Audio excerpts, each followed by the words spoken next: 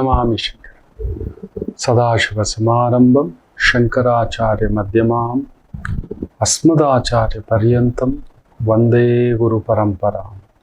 ಶ್ರುತಿ ಸ್ಮೃತಿ ಪುರಾಣಾನಾಂ ಆಲಯಂ ಕರುಣಾಲಯಂ ನಮಾಮಿ ಭಗವತ್ಪಾದಂ ಶಂಕರಂ ಲೋಕಶಂಕರಂ. ನಾಡಿನ ಸಮಸ್ತ ವೀಕ್ಷಕ ಬಂಧುಗಳ ಪಾದಾರವಿಂದಗಳಿಗೆ ನನ್ನ ಶಿರಸಾಷ್ಟಾಂಗ ನಮಸ್ಕಾರಗಳು. ಕಟಕ ರಾಶಿಗೆ ನಮಗೆ ಒಂದು ಅದೃಷ್ಟ, ಬಟ್ ಅಷ್ಟೇ ಒಂದು ತೊಳಲಾಟ ಉಂಟು. ಸುಖದ ಹಿಂದುಗಡೆ ಓಡ್ಬಿಡ್ತೀರಿ. ಲಕ್ಷ್ಮೀ ಯೋಗ ನಿಮಗೆ ಹೇಳಿ ಕಟಕ ರಾಶಿಯವರೇ, ಇಲ್ಲ ಕಟಕ ಲಗ್ನದವರು, ಕರೆಕ್ಟಾಗಿ ಹೇಳಿ. ನಿಮ್ಗೊಂದು ಎಕ್ಸ್ಟ್ರಾ ಇನ್ಕಮ್ ಬರ್ತಿಲ್ವಾ? ಒಂದು 30% ಇಟ್ ಈಸ್ ಕಮಿಂಗ್. ಏನೋ ಒಂದು ದಾರಿ ಮಾಡ್ತಿದ್ದಾನೆ. ದಶಾಭುಕ್ತಿಗಳೇನೇ ಇರಬಹುದು, ದಶಾಭುಕ್ತಿಗಳು ಏನೇ ಇರಬಹುದು. ಮ್ಯಾಜಿಕ್ ಲಾಭಾಧಿಪತಿ ಶುಕ್ರ ಬಂದ್ಬಿಟ್ಟಿದ್ದಾನೆ, ಸುಖಾಧಿಪತಿ ಶುಕ್ರ ಬಂದ್ಬಿಟ್ಟಿದ್ದಾನೆ.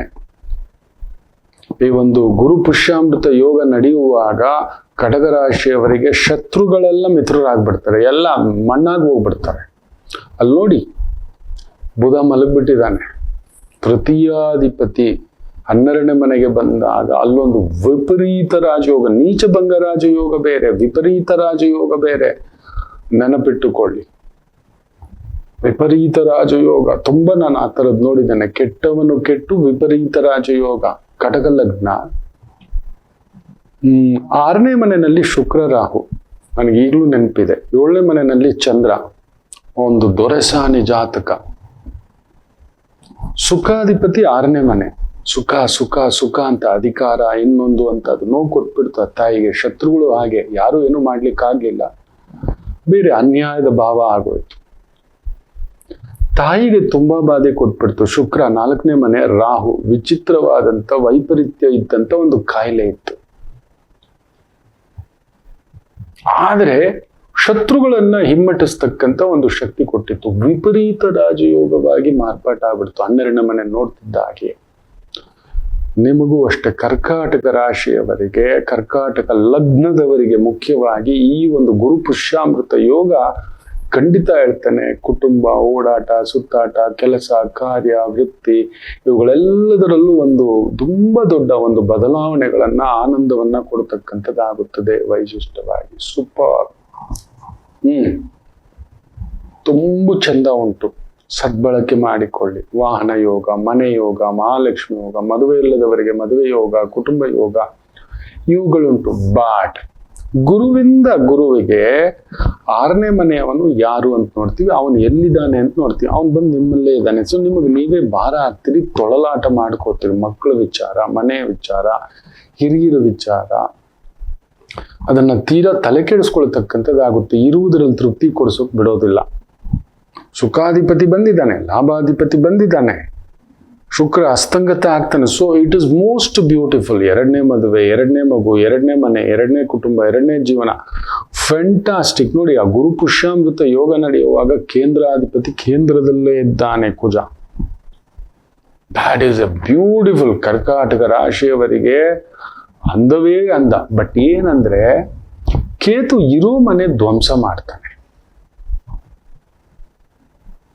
ರಾಹು ಇರೋ ಮನೆ ವೃದ್ಧಿ ಮಾಡ್ತಾನೆ. ಅವನು ಅಟ್ಯಾಚ್ಮೆಂಟ್, ಇವನು ಡಿಟ್ಯಾಚ್ಮೆಂಟ್. ನನ್ನ ಕುಟುಂಬ, ನನ್ನ ಸಂಪಾದನೆ ನಾನು ಎತ್ತಿಡಬೇಕು, ಕಡಿಸ್ತಂದಿಟ್ಕೋತೀರಿ. ಹೋಗಿ, ನೀವು ಕೇಳಲ್ಲ, ಕೇಳೋದಕ್ಕೆ ಬಿಡೋದಿಲ್ಲ. ಸೋದರಿಯರು ಯಾರಾದ್ರೂ ಇದ್ರೆ ಸಪೋರ್ಟಿಗೆ ಬರ್ತಾರೆ, ತಂದೆ ಸಪೋರ್ಟಿಗೆ ಬರ್ತಕ್ಕಂಥದ್ದಾಗುತ್ತೆ, ಕುಟುಂಬದ ಸಪೋರ್ಟ್ ಬರ್ತಕ್ಕಂಥದ್ದಾಗುತ್ತೆ, ಮುಖ್ಯವಾಗಿ ತಾಯಿ ಸಪೋರ್ಟ್ ಬರ್ತಕ್ಕಂಥದ್ದಾಗುತ್ತೆ. ಜೀವನದ ಒಂದು ಬಹುದೊಡ್ಡ ಅಂದವನ್ನ ಈ ಒಂದು 60 ದಿನದಲ್ಲಿ ನೋಡ್ತೀರಿ. You will see that. ಕರೆಕ್ಟಾಗಿ ಬಳಸ್ಕೊಳ್ಳಿ. ಮೈಂಡ್ ಫ್ರೆಶ್ ಆಗಿರುತ್ತೆ. ಯಾರೋ ಸಹಾಯಕ್ಕೆ ಬರ್ತಾರೆ, ಮೋಟಿವೇಶನ್ ಆಗುತ್ತೆ, ಯಾರೋ ಕೈ ಹಿಡಿತಾರೆ. ಭೋಗಂ ಭಾಗ್ಯಂ ಸೌಭಾಗ್ಯಂ. ಒಂದಷ್ಟು ಮನೆಗೆ ಫರ್ನಿಚರ್ ಬರೋದು, ಎಲೆಕ್ಟ್ರಾನಿಕ್ ಐಟಮ್ಸ್ ಬರೋದು, ಟ್ಯಾಬ್ ತಗೊಳ್ಳೋದು, ಕಂಪ್ಯೂಟರ್ ತಗೊಳ್ಳೋದು, ಮೊಬೈಲ್ ತಗೊಳ್ಳೋದು, ಫರ್ನಿಚರ್ ತಗೊಳ್ಳೋದು, ಸೋಫಾ ತಗೊಳ್ಳೋದು, ಟಿವಿ ತಗೊಳ್ಳೋದು, ಫ್ರಿಡ್ಜ್ ತಗೊಳ್ಳೋದು, ವಾಷಿಂಗ್ ಮೆಷಿನ್ ತಗೊಳ್ಳೋದು, ಈ ಥರದ್ದು ಏನೇನೋ ಒಂಥರ ನಿಮಗೆ ಆಶ್ಚರ್ಯ ಈ 18ನೇ ತಾರೀಕಿನಿಂದ. ಬಟ್ ಸ್ತ್ರೀ ಶಾಪಕ್ಕೂ ಒಳಗಾಗ್ತೀರಿ, ಅದು ಒಂದುಂಟು. ಎಚ್ಚರಿಕೆ. ಯಾರೋ ಒಂದು ನೋವು ತುಂಬಾ. ಅಷ್ಟಮದಲ್ಲಿ ಬೇರೆ ರಾಹು ನಿಮ್ಮ ಮೇಲೆ ಇಲ್ಲ ಸಲ್ಲದ ಒಂದು ಗಾಬರಿಗಳನ್ನ ಉಂಟು ಮಾಡತಕ್ಕಂಥದ್ದಾಗುತ್ತೆ. ಇನ್ನಷ್ಟು ದುಡಿಬೇಕು, ಇನ್ನಷ್ಟು ಎತ್ತಿಡಬೇಕು, ಪರಿಶ್ರಮ ಅಲ್ಲೊಂದು ಸ್ವಲ್ಪ ಹಾಕಿಸ್ತಾನೆ. ಕೇತು ಬೇರೆ 2ನೇ ಮನೆ. ತುಂಬಾ ಒಂದು ಜ್ಯೋತಿಷದಲ್ಲಿ ಕಲಿತಕ್ಕಂಥದ್ದು ತುಂಬಾ ಇದೆ ಮಕ್ಕಳೇ. ನೋಡಿ, ನಾವು ಹುಟ್ಟುವಾಗಲೇ ಒಂದು ಲಗ್ನ ನಿಶ್ಚಯ ಆಗುತ್ತೆ. ಆ ಲಗ್ನ ಏನು ಗೊತ್ತಾ, ನೀವು ಹಿಂದಿನ ಜನ್ಮದಲ್ಲಿ ಏನು ಕಂಪ್ಲೀಟ್ ಮಾಡಿರಲಿಲ್ಲವೋ ಅದರ ಒಂದು ಆಸೆಗಳು, ಭಾವಗಳು ಅನ್ನತಕ್ಕಂಥದ್ದು ಬಂದ್ಮಿಲ್ಲುತ್ತೆ. ಸೊ ಕರ್ಕಾಟಕ ಲಗ್ನ ನಿಮಗೆ ನೋಡಿ, 12ನೇ ಮನೆಯವನು ಯಾರು? ಬುಧ. 2ನೇ ಮನೆಯವನು ಯಾರು? ಸೂರ್ಯ. 12ನೇ ಮನೆಯವನು ಯಾರು? ಖರ್ಚು. 2ನೇ ಮನೆಯವನು ಯಾರು? ಸಂಪಾದನೆ. ನೋಡಿ, ನೀವು ಸಿಕ್ಕಾಕೊಂಡಿರೋದೆಲ್ಲಿ? ಲಗ್ನ ಭಾವದಲ್ಲಿ. ಇದನ್ನೇ ಹೇಳೋದು, ನಿಮ್ಮ ಲಗ್ನದ ಹಿಂದೆ ಮುಂದೆ ಮನೆಯವರು ಯಾರು, ಯಾವ ರೀತಿ ಖರ್ಚು, ಯಾವುದಕ್ಕೆ ಖರ್ಚು, ಯಾವ ರೀತಿ ಸಂಪಾದನೆ, ಅದು ನಿಮಗೆ ಹೇಗೆ ಬರುತ್ತೆ, ಆ ಗ್ರಹಗಳ ಒಂದು ಭಾವ ಹೇಗೆ ಮಾಡುತ್ತದೆ, ಇವುಗಳನ್ನ ತಿಳ್ಕೋಬೇಕು. ಅದಕ್ಕೆ ಮೀನ ಲಗ್ನ, ಮೋಕ್ಷ ಲಗ್ನ ಅಂತ ಏನಕ್ಕೆ ಹೇಳ್ತೇವೆ ಅಂದ್ರೆ 12ನೇ ಮನೆಯವನು ಖರ್ಚು ಏನು ಮಾಡಿದರು, 2ನೇ ಮನೆಯವನು ಸಂಪಾದನೆ. ನೀವು ಖಂಡಿತ ನಿಮಗೆ ಭೂಮಿ ವಿಚಾರಕ್ಕೆ ಸಂಬಂಧಪಟ್ಟಂಥದ್ದು, ಮನೆ ವಿಚಾರಕ್ಕೆ ಸಂಬಂಧಪಟ್ಟಂಥದ್ದು ನೀವು ಓಡಲೇಬೇಕು. ನೀವೊಂದು ಯೋಧ, ಬಟ್ ಗುರುವಿನ ರೂಪದ ಯೋಧ, ಪರಿಶ್ರಮ ಹಾಕ್ಲೇಬೇಕು. ಹಾಗೆ ಸಿಂಹ ಲಗ್ನ, ಚಂದ್ರ 12ನೇ ಮನೆ. ನಿಮ್ ನೆಮ್ಮದಿ ಅನ್ನೋದು ನಿಮಗೆ ಕೊಟ್ಟಿರೋಲ್ಲ. ಬುಧ ಸುಮ್ಮನಿರೋದಿಲ್ಲ, ಹೆಂಗಾದ್ರೂ ಮಾಡೋಣ, ಅಲ್ಲೊಂದು ಲೆಕ್ಕಾಚಾರ ಇಲ್ಲೊಂದು ಲೆಕ್ಕಾಚಾರ ಅನ್ನಿಸ್ತಕ್ಕಂಥದ್ದು ಒಂದು ಅದ್ಭುತವಾಗಿ ಮಾಡಿಸ್ತಾನೆ. ಈಗ ಆ ಕಟಕ ಲಗ್ನಕ್ಕೆ ಹಾಗೆ ನಮ್ಗೆ 12ನೇ ಮನೆಯವನು ಯಾರು? ಬುಧ. ಅದಕ್ಕೆ ನಿಮ್ಗೆ ಏನಾದ್ರೂ ತಲೆನಲ್ಲಿ ಆ ಒಂದು ಸಣ್ಣ ಲೆಕ್ಕಾಚಾರ, ಸಣ್ಣ ಸಂಪಾದನೆ, ಎಕ್ಸ್ಟ್ರಾ ಇನ್ಕಮ್ ಅನ್ಕೋತೀರಿ, ಅವ್ನು ಖರ್ಚಿಡಿಸ್ತಾನೆ. ನೀವು ಎತ್ತಿಡೋದಕ್ಕೆ ಅಲ್ಲೇನಾದ್ರೂ ಸಣ್ಣ ಪುಟ್ಟ ತೂತುಗಳು ಹೋಗ್ತಲೇ ಇರುತ್ತೆ. ಒಂದು ಮೊಬೈಲು, ಒಂದು ಕ್ರೆಡಿಟ್ ಕಾರ್ಡ್ ತಗೊಂಡಿರ್ತೀರಿ, ಒಂದು ಲೋನ್ ತಗೊಂಡಿರ್ತೀರಿ, ಯಾರಿಗೂ ಬಡ್ಡಿ ಆಸೆಗೂ ಅಂತ ಒಂದು 10,000 20,000 ಕೊಟ್ಬಿಟ್ಟು ದುಡ್ಡು ಕಳ್ಕೊತೀರಿ. ಅದ್ರ ಕಡೆಗೆ ಹೋಗ್ಬಿಟ್ಟು ದೊಡ್ಡದಾಗಿ ಲಾಯರ್ಗೂ ಪೊಲೀಸ್ಗೂ ಅಂತ ಹೇಳ್ಬಿಟ್ಟು ಸುತ್ತಾಡ್ಕೊಂಡು ಇನ್ನೊಂದು ಸುಳ್ಳು ಲೆಕ್ಕಗಳು ಹೇಳಿ ಕಳ್ಕೊತೀರಿ. ಸೂರ್ಯ ಚೆನ್ನಾಗಿದ್ದಾನೆ, ಧನ ಸಂಪಾದನೆ ನಿಮಗೆ ಕಟಕ ನಿಮಗೊಂದು ಸರ್ಕಾರಿ ಸಂಬಂಧಿತ, ತಂದೆ ಸಂಬಂಧಿತ, ಸ್ವಯಂ ಕೃಷಿ ಸಂಬಂಧಿತ, ಸ್ವಯಂ ವ್ಯವಹಾರ, ವ್ಯವಸಾಯಕ್ಕೆ ಸಂಬಂಧಪಟ್ಟಂತ. ವ್ಯವಸಾಯ ಅಂದ್ರೆ ಕೆಲಸ. ಏನ್ ವ್ಯವಸಾಯ ಮಾಡ್ಕೊಂಡಿದ್ದೀಯಪ್ಪ ಅಂತ ಹೇಳ್ತಿದ್ರು ಹಿಂದೆ. ಈಗ ಏನ್ ವ್ಯಾಪಾರ ಮಾಡ್ತಿ, ಏನ್ ಉದ್ಯೋಗ ಮಾಡ್ತಿ ಅಂತಾರೆ. ಹಿಂದೆ ಕೇಳ್ತಿದ್ದೆ ವ್ಯವಸಾಯ ಅಷ್ಟೇ. ಸೊ ಕರ್ಕಾಟಕ ಲಗ್ನಕ್ಕೆ ಅದ್ಭುತವಾಗಿದೆ. ಬಟ್ 2ನೇ ಮನೆಯ ಒಂದು ಕೇತು ಹುಳಿ ಹಿಂಡುತ್ತಾನೆ. ಬಟ್ ಅದನ್ನ ತಳಿಲಿಕ್ಕೆ ಅಲ್ಲೊಂದು ಗುರು ಪುಷ್ಯಾಮೃತ ಯೋಗ ನಡೀತಿದೆ. So you will have that extra zeal, extra. ಇದು ಹೆಂಗೆ ಅಂದ್ರೆ, ಜ್ವರ ಬಂದಿದೆ, ICU-ನಲ್ಲಿ ಅಡ್ಮಿಟ್ ಆಗಿದ್ದಾನೆ, AC TV ಎಲ್ಲ ಫ್ರೀಯಾಗಿ ರಿಲ್ಯಾಕ್ಸ್ ಆಗಿ ಟೈಮ್ಗೆ ಒಂದು ಬರ್ತಿದೆ, ಎಲ್ಲ ಬರ್ತಿದೆ ಆಟೋಮ್ಯಾಟಿಕಲಿ. ಬಟ್ ಅಲ್ಲೊಂದು ಖರ್ಚಿರುತ್ತೆ. ಗೌರವ ಬರುತ್ತೆ. ಡಾಕ್ಟರ್ ಆಗಿದ್ದೀರಾ, ಟೀಚರ್ ಆಗಿದ್ದೀರಾ, ಲೆಕ್ಚರರ್ ಆಗಿದ್ದೀರಾ, ಪ್ರೊಫೆಸರ್ ಆಗಿದ್ದೀರಾ, ಮೆಡಿಕಲ್ ಲೈನಲ್ಲಿ ಇದ್ದೀರಾ, ಫೆಂಟಾಸ್ಟಿಕ್. ನಿಮಗೆ ಕರ್ಕಾಟಕ ರಾಶಿಯವರಿಗೆ ಒಂದೇ ಬುಧನಿಗೆ ಸಂಬಂಧಪಟ್ಟಂತ, ಸೂರ್ಯನಿಗೆ ಸಂಬಂಧಪಟ್ಟಂತ ಒಂದು ಪರಿಷ್ಕಾರ ಮಾಡ್ಕೊಳ್ತಕ್ಕಂಥದ್ದು ಮಾಡ್ಕೊಳ್ಳಿ, ಪರಿಹಾರ ಮಾಡ್ಕೊಳ್ಳಿ. ಶಿವಾಲಯ, ಮಂಗಳಮುಖಿಯರು, ಒಡಹುಟ್ಟಿದ ಸೋದರಿಯರ ಜೊತೆ ಮಧುರವಾಗಿರಿ. ಮನೆ ವಾತಾವರಣದಲ್ಲಿ ನುಗ್ಗಬೇಡಿ, ಮಾತಾಡಬೇಡಿ. ಏನೋ ಬಾಯಿ ಒಡುಕು ಮಾತಾಡಿಸುತ್ತೆ. ಕೇತು ಡಿಟ್ಯಾಚ್ಮೆಂಟ್ ಆಗ್ಬೇಕಲ್ವಾ, ಇರೋ ಮನೇನ್ ಸುಡ್ತಾನೆ ಕೇತು. ರಾಹು ಇರೋ ಮನೇನ್ ವೃದ್ಧಿ ಮಾಡ್ತಾನೆ. ಇಲ್ಲಿ ಸುಡುತ್ತಿದ್ರು ಕೂಡ ಬಿಡಪ್ಪ ಅನ್ನೋ ತರ ರಾಹು ಎಬ್ಬರಿಸ್ತಾನೆ, ತಟ್ಟೆಬ್ಬರಿಸ್ತಾನೆ. ಬಟ್ ಕುಟುಂಬ ಸ್ಥಾನ, ಧನಸ್ಥಾನ, ಸಂಪಾದನೆ, ಇದಕ್ಕೆ ಅವನು ಸಂಪಾದನೆ ಇದೆ.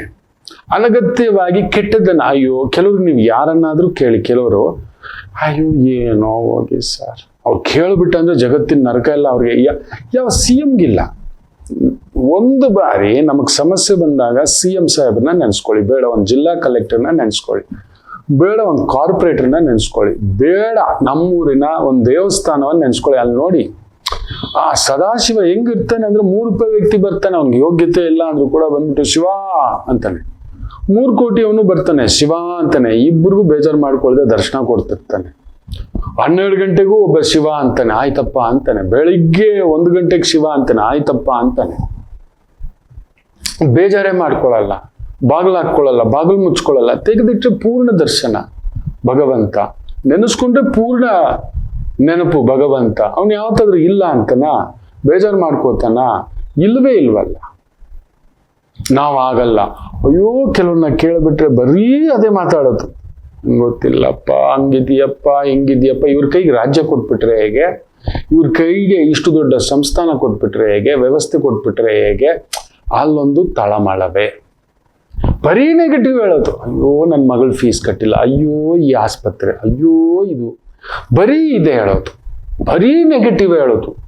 ನೆಗೆಟಿವ್ ಮಾತನಾಡುವ ವ್ಯಕ್ತಿಗಳು, ಬರೀ ಸಮಸ್ಯೆ ಮಾತನಾಡುವ ವ್ಯಕ್ತಿಗಳ ಜೊತೆ ಕುಳಿತುಕೋಬೇಡಿ ಮಕ್ಕಳೇ. ತುಂಬಾ ಆ ಥರ ನೆಗೆಟಿವ್ ಮಾತಾಡ್ತಾರೆ ಅಂದ್ರೆ ಆ ವ್ಯಕ್ತಿಗಳು ನಿಮ್ಮ ಒಂದು ವೈಬ್ರೇಷನ್ ಅನ್ನು ಕೂಡ, ತುಂಬಾ ಒಂದು ಔರ ಇರುತ್ತೆ, ಪ್ರತಿಯೊಬ್ಬರಿಗೂ ಒಂದು ಗಟ್ಟಿತನದ ಔರ ಇರುತ್ತೆ, ಅದನ್ನು ಛಿದ್ರ ಮಾಡಿಬಿಡುತ್ತೆ. ಸದಾ ಅಳೋದು, ಉಸ್ಸು ಉಸ್ಸು ಅನ್ನೋದು. ಅಯ್ಯೋ ನೆನ್ಪಿಟ್ಕೊಳ್ಳಿ, ನಿಮ್ಮ ಮನೆಗೆ ಮಾರಿ ಬಂದ್ರು ಅಂತ. ಒಬ್ರು ಒಂದು ಕುಟುಂಬ, ಅವ್ರ ಮನೇಲಿ ಏನೋ ಒಂದು ಪೂಜಾ ಕೈಂಕರ್ಯ, ಒಂದು ಧಾರ್ಮಿಕ ಕೈಂಕರ್ಯ ಈ ಥರ ಹೋಗ್ತಾ ಇರ್ತಾನೆ. ದೈವಾನುಗ್ರಹ ಈಗೀಗ ತುಂಬಾ ಜಾಸ್ತಿ ಆಗ್ಬಿಟ್ಟಿದೆ.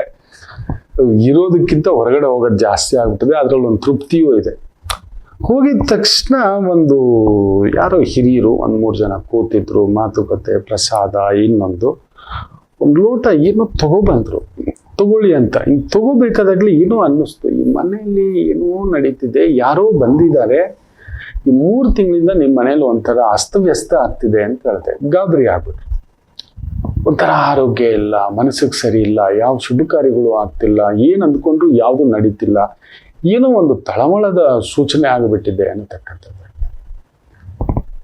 ಹೌದು ಗುರುಗಳು, ಅದೇನೋ ಆಗ್ತಿರೋದು ನಿಜ. ಏನೋ ಒಂಥರ ಒಂಟಿತನ, ಏನೋ ಅಳಬೇಕು ಅನ್ಸುತ್ತೆ, ಏನೋ ಬೇಸರ ಅನ್ಸುತ್ತೆ, ಏನೋ ಸಂಕಟ ಅನ್ಸುತ್ತೆ, ನೆಮ್ಮದಿಯಾಗಿ ತಿಂತಿಲ್ಲ, ನೆಮ್ಮದಿಯಾಗಿ ಮಲಗ್ತಿಲ್ಲ. ಯಾರಾದ್ರೂ ಈ 3 ತಿಂಗಳು ಇಲ್ಲ 4 ತಿಂಗಳಲ್ಲಿ ನಿಮ್ಮ ಮನೆಗೆ ಬಂದು ಉಳ್ಕೊಂಡಿದಾರ ಅಂತ, ಇಂಥವ್ರು ಬಂದು ಉಳ್ಕೊಂಡಿದ್ದಾರೆ ಅಂತ, ಫಸ್ಟ್ ಅವ್ರನ್ನ ಕಳಿಸ್ಬಿಡಿ ಅಂದೆ. ಇದ್ಯಾಕೆ ಗುರುಗಳೇ, ಅವರು ನಮ್ಮನೆಯವರು ಬರೀ ನೆಗೆಟಿವ್ ಮಾತಾಡ್ತಿರ್ತಾರೆ. ಅವರು ಬರೀ ಉಸ್ಸು ಉಸ್ಸು ಉಸ್ಸು, ಅಳೋದು ಕೊರಗೋದು, ಕಣ್ಣೀರು, ಅಳೋದು ಕೊರಗೋದು, ಬರೀ ಅದೇ ಹೇಳೋದು.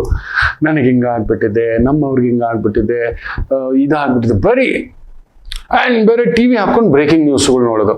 ಅವರು ಆ ವ್ಯಕ್ತಿ, ಅವ್ರ ಮನೇಲಿ ಹಿಂಗಾಯ್ತಂತೆ, ಇವ್ರ ಮನೇಲಿ ಹಿಂಗಾಯ್ತಂತೆ, ಅವ್ರ ಮನೇಲಿ ಬುಸ್ಸಪ್ಪ ಬಂತಂತೆ, ಇವ್ರ ಮನೇಲಿ ಸೂಸೈಡ್ ಆಯ್ತಂತೆ, ಅವ್ರ ಮನೇಲಿ ಆತ್ಮಹತ್ಯೆ ಆಯ್ತಂತೆ, ಅವ್ರ ಮನೇಲಿ ರೇಪ್ ಆಯ್ತಂತೆ, ಅವ್ರ ಮನೇಲಿ ಏನೋ ಕೆಡುಕಾಯ್ತಂತೆ, ಬರೀ ಅದೇ ಮಾತಾಡೋದು. ಗುರುಗಳೇ ಇದು ಹೆಂಗ್ ಹೇಳಿದ್ರಿ ನೀವು ಅಂತ. ಇಲ್ಲೊಂದು ನೆಗೆಟಿವ್ ವೈಬ್ರೇಷನ್ ನೀವು ಇಟ್ಟಾಗ್ಲೇ ಆ ನೀರಿನಲ್ಲಿ ಏನೋ ನಮ್ಗೊಂದು ಸಣ್ಣದಾಗಿ ಕದಲಿಕ್ಕೆ, ನಾವೇನೋ ಇರ್ತೀವಿ ಮೆಡಿಟೇಷನ್ ಅಲ್ಲಿ, ಗೊತ್ತಾಗುತ್ತೆ ಅಲ್ಲೇನೋ ಹಾಕೊಂಡಿದ್ದೇವೆ ತ್ರಿಷಡಾಯ. ಬಂದಿದ ತಕ್ಷಣ ಈ ಮನೆಯಲ್ಲಿ ಏನೋ ಒಂದು ನೆಗೆಟಿವ್ ವ್ಯಕ್ತಿ ಬಂದು ಕೂತಾಗಿಂದ ಈ ಮನೆಯಲ್ಲಿ ಅನಾರೋಗ್ಯ, ಒಂಥರ ಮುಖದಲ್ಲಿ, ನಿಮ್ಮ ಮುಖದಲ್ಲಿ ರಾಹು ಬಡಿದು ಬಿಟ್ಟಿದೆ. And that person is having a more negative. They are going to swallow. ಅಂದ್ರೆ ಒಂದು ಪ್ರಸಾದ ಇದೆ ಮಕ್ಕಳು, ಆದ್ರೂ ಒಂದಿಷ್ಟು ಸಿಹಿ ಅನ್ನೋದು ಇರುತ್ತೆ, ಬೆಸ್ಟ್, ಸೂಪರ್. ವಿಪರೀತ ಆದ್ರೂ ತಿನ್ನೋಕ್ಕಾಗಲ್ಲ. ಹಾಗೆ ಇಷ್ಟು ಪ್ರಸಾದ ಇದೆ, ಸಿಕ್ಕಾಬಿಟ್ಟೆ ಕಹಿ ಬಂತು, ಹೊಡಿತು ಅಂದ್ರೆ ಈ ಇರುವೆಗಳು, ಹಲ್ಲಿಗಳು, ನೊಣಗಳು ಬಂದು ಕೂತ್ಕೊಂಡು ಆ ಪ್ರಸಾದನ ಕೂಡ ನಾವು ಮುಟ್ಟೋಕೆ ಒಂಥರ ಅನ್ಸುತ್ತೆ. ಅಯ್ಯೋ ಇದೇನೋ ಇದು ಅನ್ನತಕ್ಕಂಥದ್ದು. ಆ ನೆಗೆಟಿವ್ಗಳಾಗಿ ನೀವು ಅದೇನೆ, ಬಟ್ ನಿಮ್ಮ ಮೇಲೆ ಆ ಥರ ಬಂದು ಒಂಥರ ಏನೋ ಸೋರಿದೆ, ಜೊಲ್ಲು ಸೋರಿದೆ, ಕಣ್ಣಿಂದ ಸೋರಿದೆ, ಕಿವಿಯಿಂದ ಸೋರಿದೆ, ಏನೋ ಒಂದು ಮಲಿನ ಆಗಿದೆ, ಅದು ದೇಹ ತೊಳ್ಕೋಬಹುದು. But what about this aura? ನಿಮಗೆ ಗೊತ್ತಿಲ್ಲದೆ ಈ ತರ ಸದಾ ಒಂದು ರೀತಿ ನೆಗೆಟಿವ್ ಮಾತನಾಡತಕ್ಕಂಥ ವ್ಯಕ್ತಿಗಳ ಪ್ರವೇಶ ಆಗ್ಬಿಡುತ್ತೆ. ಅಂಥವ್ರು ಬರೀ ನೆಗೆಟಿವ್, ಅವ್ರ ಹತ್ರ ಮಾತಾಡ್ಲಿಕ್ಕೆ ಹೋಗ್ಬೇಡಿ. ದೈ ಕಾರ್ನರ್ಸ್ ಯು, ದೈ ವಿಲ್ ಡಿಸ್ಟರ್ಬ್ ಯು. ನಿಮ್ ಚಿಂತನೆಗಳೆಲ್ಲ ಕೆಟ್ಟೋಗ್ಬಿಡುತ್ತೆ. ಅವ್ರು ಎಷ್ಟೇ ಒಳ್ಳೆಯವ್ರು, ನಿಮ್ಮ ಅಮ್ಮ ಆದ್ರೂ ಸರಿ, ಬೇಜಾರು ಮಾಡ್ಕೋಬೇಡಿ, ನಿಮ್ ತಂದೆ ಆದ್ರೂ ಸರಿ, ಇದೇನೋ ನಿನ್ನ ಯೋಗ್ಯತೆ, ಈ ತರ ಇದಾರೆ ಕೆಲವರು. ಅವ್ರು ನೆಗೆಟಿವ್ ವ್ಯಕ್ತಿ, ನಿಮ್ಮ ಅಕ್ಕ ತಂಗಿರಾದ್ರೂ ಸರಿ, ಬರೀ ನೆಗೆಟಿವ್ ಮಾತಾಡ್ತಾರೆ ಅಂತ ಹೇಳ್ದ ಅಂದ್ರೆ ಆ ಮನೆಯಲ್ಲಿ ಅದೊಂದು ನೆಗೆಟಿವ್ನ ಸಿಂಚನ ಸ್ಟಾರ್ಟ್ ಆಗ್ಬಿಡುತ್ತೆ. ಯಾವ ಕೆಲಸಗಳಾಗೋಲ್ಲ, ಒಂಥರ ಅಸ್ತವ್ಯಸ್ತವೇ. ಪಾಸಿಟಿವ್ ವ್ಯಕ್ತಿ ಕೂಡ ಇದು ತಗೊಂಡು ಹೋಗ್ಬಿಟ್ಟು ನೋಡಿ ಜೈಲ್ ತರ, ಅವನೇನೋ ತಪ್ಪಿ ಒಪ್ಪಿ ಏನೋ ಒಂದು ಕರ್ಮಕಾಂಡ ಒಳ್ಳೇದ್ ಮಾಡಿ ಸಿಕ್ಕಾಕೊಂಡೋ, ಕೆಟ್ಟದ್ ಮಾಡಿ ಸಿಕ್ಕಾಕೊಂಡೋ 6 ತಿಂಗಳು ಜೈಲ್ ಶಿಕ್ಷೆ ಅಂತ ಹೋದ. ಕೆಲವ್ರು ನೋಡಿ 100ರಲ್ಲಿ 90 ಜನ ಇನ್ನಷ್ಟು ದೊಡ್ಡ ಕ್ರಿಮಿನಲ್ಗಳಾಗಿ ಹೊರಗಡೆ ಬರ್ತಾರೆ, ದೊಡ್ಡ ಕ್ರಿಮಿನಲ್ ಆಕ್ಟಿವಿಟೀಸ್ ಸ್ಟಾರ್ಟ್ ಮಾಡ್ಕೋತಾರೆ. ನೋಡಿ ಮೊನ್ನೆ HSR ಲೇಔಟು ಎಲ್ಲೋ ರಿಹ್ಯಾಬಿಲಿಟೇಷನ್ ಸೆಂಟರು, ಹುಡುಗರೆಲ್ಲ ಸೇರ್ಕೊಂಡು ಆ ಒಂದು ರಿಹ್ಯಾಬ್ ಸೆಂಟರ್ನ ಮಾಲೀಕನನ್ನೇ ಒಡೆದು ಸಾಯಿಸ್ಬಿಟ್ಟಿದ್ದಾರೆ, ಬಾಗಿಲಾಕಿ, ಬೇರೆ ಬಾಗಿಲುಗಳಾಕಿ. So they become more poisonous.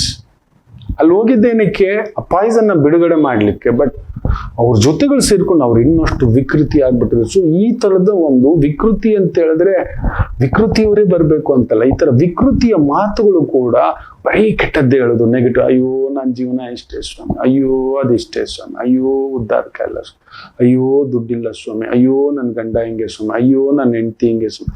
ಸದಾ ಈ ತರ ಕುಸ್ಕು ಕುಸ್ಕು ಕುಸ್ಕು. That's a biggest poison. ಅಂಥವ್ರು ಮುಖ್ಯವಾಗಿ ಕಟಕ ಲಗ್ನದವರು ದೂರ ಹೋಗಿ ಮಾತಾಡ್ಲೂಬೇಡಿ. 2ನೇ ಮನೆ ಕೇತು, 100% ಹೇಳ್ತೇನೆ, ಜಾಗ್ರತೆ. ಅದೊಂದು ನೋಡ್ಕೊಳ್ಳಿ. ಗಣಪತಿ ಆರಾಧನಾ, ಒಂದು ಗಣದಿಗ್ಬಂಧನ ತಂದಿಟ್ಟು ದಿನಕ್ಕೆ 2 ಬಾರಿ ಆದರೂ ಅದಕ್ಕೊಂದು ಧೂಪ ದೀಪ, ಅಲ್ಲೊಂದು 21 ಬಾರಿ, ಅಲ್ಲೊಂದು ಅಕ್ಕಿ 7 kg ಅಕ್ಕಿ, ಇನ್ನೆಲ್ಲ 700 ಗ್ರಾಮ್ ನವಧಾನ್ಯ, ಒಂದು 700 ಗ್ರಾಮ್ ತುಪ್ಪ, ಒಂದು 700 ಗ್ರಾಮ್ ಬೆಲ್ಲ, 700 ಗ್ರಾಮ್ ಕೊಬ್ಬರಿ, ಒಂದು 7 ತೆಂಗಿನಕಾಯಿ, ಒಂದು ಬಿಳಿ ಶಲ್ಯ ಪಂಚೆ, ಈ ಥರದ್ದಿಟ್ಟು ಪೂಜೆ. ನಿತ್ಯ ಗಣಪತಿಗೊಂದು ಅಭಿಷೇಕ, ಗಣೇಶ ಅಷ್ಟೋತ್ತರ ಹೇಳ್ಕೊಂಡು ಪ್ರತಿ ಸಂಕಷ್ಟಿ ಇಲ್ಲ ಗುರುವಾರ ಹತ್ತಿರದಲ್ಲಿ ಯಾರಾದ್ರೂ ಗುರುಗಳಿಗೆ ಆಚಾರ್ಯರಿಗೆ ತಗೊಂಡೋಗಿ ಕೊಡಿ, ಇಲ್ಲ ಮನೆ ಕೆಲಸದವ್ರಿಗೆ ಕೊಡಿ, ಎಲ್ಲ ಯಾರಾದ್ರೂ ನಿರ್ಗತಿಕರಿಗೆ ಕೊಡ್ತಾ ಬನ್ನಿ. ತುಂಬಾ ಒಳ್ಳೇದಾಗುತ್ತೆ. ಕೊಡೋದು ಮಾಡಿ. 2ನೇ ಮನೆ ಕೇತು ಇದ್ದಾಗ ಸಂಪಾದನೆ, ಬಟ್ ಅದು ಉಳಿ, ಕಷ್ಟಪಟ್ಟು ತಗೋಬೇಕು. ಅದನ್ನು ಕೂಡ ಈ ತರದ ಅನಗತ್ಯವಾಗಿ ಈ ಮಾತುಗಳಿಂದ ನೆಗೆಟಿವ್ ಅವರಿಂದ ಏನೋ ಸಾಕಾಗ್ತಿಲ್ಲ, ಇದು ಅಲ್ಲಿಗೆ ಈ ರೀತಿ ಆಗ್ತಕ್ಕಂಥದ್ದಾಗುತ್ತೆ. ಜಾಗ್ರತೆ.